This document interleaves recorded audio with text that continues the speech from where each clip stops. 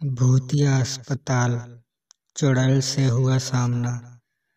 बहुत समय पहले की बात है। एक दिन दीपक अपने घर के लिए कुछ जरूरी सामान लेने के लिए अपने बाइक से शहर जा रहा था। शहर पहुंचने के बाद काफी देर तक वह सामान ढूंढता रहा, पर उसे पूरे बाजार में वो सामान कहीं भी नहीं मिला। परेशान होकर वो इधर उधर घूमता रहा। शाम भी हो चुकी थी, उसे घर भी जाना था, इसलिए अंत में थक हार कर वो वापस अपने घर जाने का फैसला किया। वह शहर से थोड़ा आगे निकला ही था कि तेजी से आती हुई कार से उसका एक्सीडेंट हो जाता है। एक्सीडेंट में दीपक को ज्यादा चोट तो नहीं लगी, बस उसके पैर में थोड़ी चोट लग गई थी, जिससे वहां से उसका खून बह रहा था। रास्ता सुनसान होने के कारण कार वाला वहां से भाग गया। अब दीपक अकेला ही था। उसने अपनी बाइक उठाई और घर की तरफ तेजी से चल दिया। थोड़ी दूर जाते ही दीपक को एक अस्पताल दिखाई दिया। दीपक ने तुरंत अपनी बाइक रोकी और सोचा, पहले मैं अपने पैर में पट्टी बंधवा लेता हूँ ताकि खून निकलना बंद हो जाए, फिर घर जाऊंगा। फिर दीपक उस अस्पताल के अंदर चला गया। अस्पताल के अंदर का नजारा बहुत ही डरावना था। वहां दीपक को एक इंसान तक दिखाई नहीं दे रहा था। दीपक ने जोर से आवाज लगाई, कोई है यहाँ? मुझे अपना इलाज करवाना है। तभी अंदर से एक औरत की आवाज आई, आप थोड़ा देर वहीं बैठिए, मैं अभी आ रही हूँ।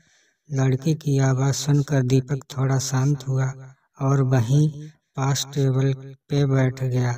दीपक के बैठते ही वहां की लाइट बंद चालू होने लगी और किसी औरत के डरावने तरीके से हंसने की आवाज आई। दीपक थोड़ा घबराया, पर खुद को समझाते हुए बोला, ये शायद मैडम की आवाज होगी। फिर एकदम से जोर से चीखने की आवाज आई। दीपक इतना सुनते ही दीपक एकदम से डर गया और टेबल से खड़ा होके बाहर निकलने लगा। तभी वो मैडम दीपक के पास आई और बोली, हाँ बताइए, आपको क्या इलाज करवाना है? मैडम को देखते ही दीपक के अंदर हिम्मत आई और उसने कहा, मैडम मेरा एक्सीडेंट हो गया है, मेरे पैरों से खून निकल रहा है, आप इसका इलाज कर दो। मैडम ने दीपक के घाव को देखा और उसे अंदर ले गई।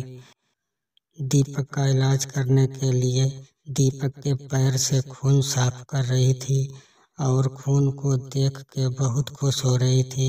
उसने दीपक के सामने की खून सूंघने लगी। दीपक को थोड़ा शक हुआ तो उसने कहा, मैडम आप ये क्या कर रही हो?